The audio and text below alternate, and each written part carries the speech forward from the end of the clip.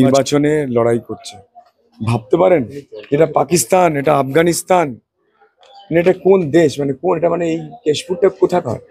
মানে এটা মনে হচ্ছে পশ্চিমবঙ্গ, মনে হচ্ছে যে এটা বীর শহীদ ক্ষুদিরাম বসুর জন্মভূমি, মনে হচ্ছে এটা। আপনারা তো সারাদিন ধরে ঘুরছেন, দেখছেন কি ভয়ঙ্কর ওনাকে হুমকি দেওয়া হচ্ছে।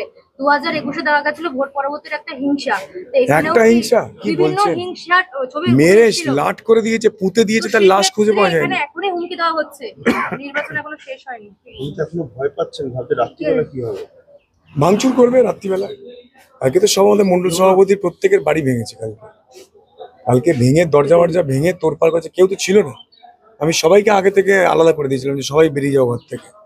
আমি যদি নাহলে তন্ময় ঘোষের মতো সবাইকে অ্যারেস্ট করে ঢুকিয়ে দিত। আজকে আমার মন্ডল সভাপতি প্রবীণ হালদার, তার বাড়িতে পুলিশ বসে আছে।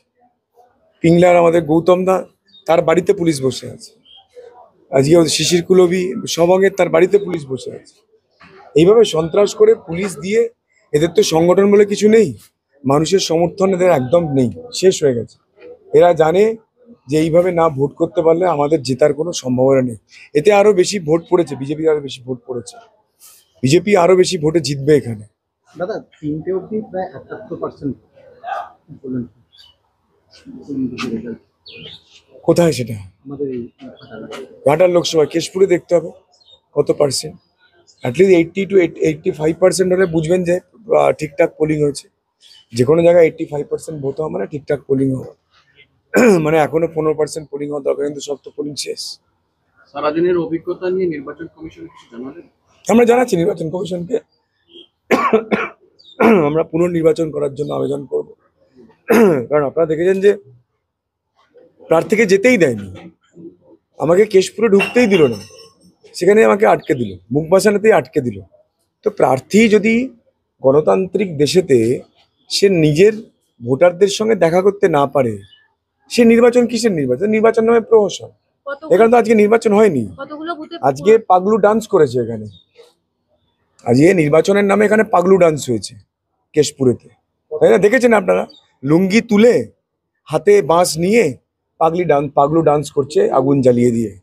লুঙ্গি বাহিনী, রাষ্ট্রবাদী মুসলিম ভাই বোনেরা, তারা কিন্তু এখনো দেশকে ভালোবাসেন। আমাকে ওখানে কাজ নামিয়ে একজন রাষ্ট্রবাদী মুসলিম ভাই বলেন, দাদা আপনি সময় নষ্ট করছেন এখানে, এরা আপনাকে চাইছে আপনি সারা এখানে আটকে যান, আপনি অন্যান্য ভোটগুলো ঘুরে আসুন, আপনার জন্য প্রচুর ভোট পড়ছে।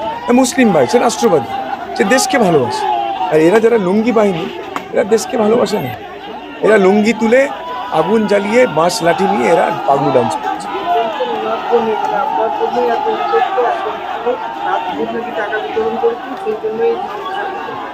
যে টাকা পাওয়া গিয়েছিল কালকে দাসপুরে, সে তো জেলার টাকা, ব্যাংক থেকে তুলে তাকে টাকা দেওয়া হয়েছে। এই তো নির্বাচন কমিশনের নিয়মেই আছে যে আপনি এত টাকা খরচা করতে পারবেন, এবং সেই টাকা ব্যাংক ছাড়া কোথা থেকে আপনি পাবেন? টাকা তো বাজারে বিক্রি হয় না, ব্যাংক থেকে টাকা তোলা হয়েছে এবং সেই টাকা কার্যকর্তা দিতে যাওয়া হচ্ছিল। সেখানে পুলিশ তাকে হেনস্থা করলো, তাকে ধরলো, সেটাকে নিয়ে এই প্রাক্তন সাংসদ, তিনি আইন তো জানেন না। মাধ্যমিক পাস একজন ছেলে কি করে আইন জানবে বলুন? মাধ্যমিক পাস ছেলে ঈশ্বরের কৃপাতে সুপারস্টার হয়ে গেছে। আমি তার জন্য গর্বিত, আমি সম্মান করি। তুমি নিজেকে ওখানে গর্ব করে বলেনি যে বাপ মাধ্যমিক পাস, কি সব বলতো কম্পিউটার ইঞ্জিনিয়ার হুমুক তমুক। আমার পিএইচডি আর পোস্ট পিএইচডি তার মানেই বোঝে না। প্রেস কনফারেন্স করে বলছে যে হিরণের পিএইচডি ডকুমেন্ট হলো ভুয়ো। আরে পিএইচডি ডকুমেন্ট ভুয়ো হলে আইটি খড়গপুরে পোস্ট পিএইচডি করা যায়? এইটুকু মাথায় বুদ্ধি নেই। যেমন আম আদমি পার্টি, হ্যাঁ, তার চিফ জেলে বসে আছে, তার আরেক মন্ত্রী সে মদ বিক্রি করে। আর এই সাংসদ তো মদ বিক্রি করতো, এখানকার যিনি অভিনেতা সাংসদ তিনি তো মদ বিক্রি করতেন। মদ লাইসেন্সের থেকে বেশি বিক্রি করতেন বলে মদের দোকানের লাইসেন্স ক্যান্সেল হয়ে গেছে। আপনারা জানেন সেটা? আপনারা অর্ধেক সাংবাদিক তো জানেন না। আপনারা কলকাতা থেকে যারা এসছেন, আপনারা তারাই জানেন না যে উনি মদ বিক্রি করতেন। দেখুন 2014 এফিডেভিটটা খুলে দেখুন, মদের দোকানের নাম লেখা আছে।